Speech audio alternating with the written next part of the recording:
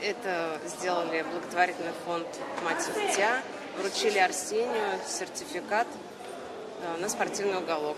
Я очень долго искала, хотела приобрести. И просто так вот познакомились с директором фонда. В разговоре сказала, что ищу спортивный уголок.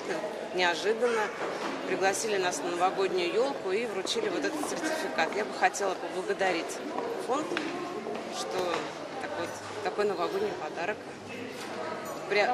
Да, конечно, потому что он не только для Арсения, они двойняшки, Ксения и Арсений. То есть подарок получился двойной, так скажем, для двоих детей. Вот, спасибо им огромное. У вас ребенок инвалид? Да, с детства инвалид, ДЦП. Ему нужно заниматься, тренировать ножки, чтобы он крепче ходил. Поэтому теперь у нас двое тренируются. Спасибо. Спасибо.